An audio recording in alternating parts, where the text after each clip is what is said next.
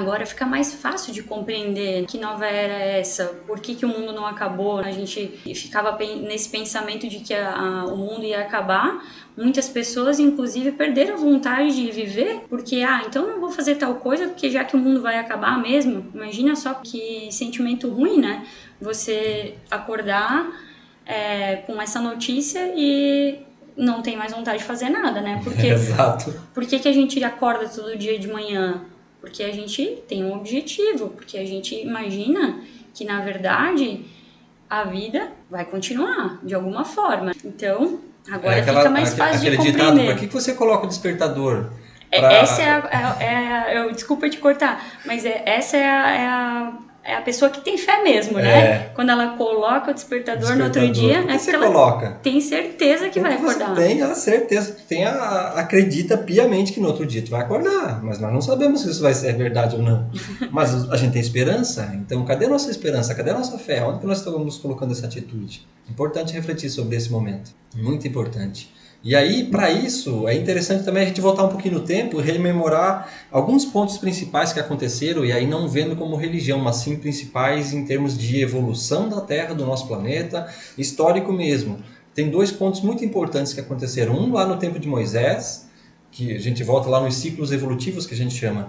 E no tempo de Moisés era a barbaridade ainda. Acreditava-se muito em deuses, não acreditava-se em uma unicidade de pensamentos e alguém coordenando tudo isso. Tipo, que não estava a esmo, aleatoriamente, acontecendo tudo o que estava acontecendo. Então ele fez, além da libertação dos judeus, à sua época, Moisés, como missionário, né? Ele foi como missionário, e a crença em um único Deus, a crença em que então não são divindades, e que essas divindades, na verdade, fazem mais parte, até o dia de hoje, de uma maneira interpretada erroneamente, como no panteão grego, que são interpretados como deuses, que foram figuras mitológicas e pessoas assim, quando na verdade fazem parte do nosso condomínio. A gente sempre teve o olhar externo, mas é interno. É o olhar de personalidades de passado que fazem parte da nossa vida, que transforma a maneira com que entendemos esses mecanismos da história. Então, voltando um pouquinho, Moisés trouxe esse conhecimento de que é um Deus só, e ali também trouxe uma lei. E essa lei não foi ele que inventou na cabeça dele, os famosos mandamentos ou leis divinas. Leis de conduta e moral. Olha só, isso a gente já está falando aqui mais de 3.000 anos atrás. Então, 1.000 anos de preparação antes de Jesus já aconteceu esse ciclo de preparação, para que compreendêssemos um pouquinho a respeito dos ciclos que viriam. Preparações graduais, adequadas a cada tempo. Lá na época todo mundo entendeu o que ele falou? Não, sem dúvida nenhuma. Muitos acharam que ele era maluco, louco, e assim aconteceu também quando a gente avança um pouco no tempo com Jesus. Então ele vem e divide realmente a história em antes e depois dele. Mas esses são só nas questões religiosas. Gente, isso aqui não são religiões. A gente não está falando de religiões aqui.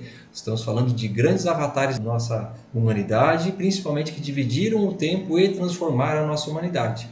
Aliás, 2021 anos se passaram já e ainda a mensagem não está bem compreendida desse exímio chamado Jesus. Então ele vem e divide o tempo entre antes e depois dele. Ensina então que aquele Deus que lá ao tempo de Moisés necessitava ser um Deus de vingativo, de cobrança, que ele não é bem assim.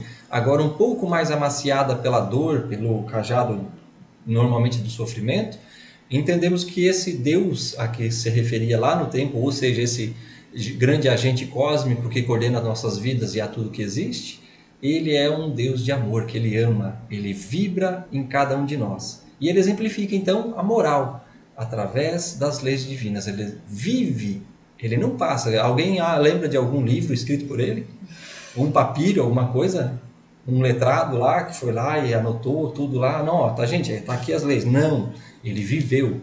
O exemplo vivo é a história desse peregrino. Então ainda vai lá ele e determina um novo tempo à humanidade. Lá na sua época, 2.000 anos, 2021 anos atrás, já foi determinado um novo ciclo e se iniciaria. E que ao iniciar esse novo ciclo haveria comoções. A era do Espírito é anunciada.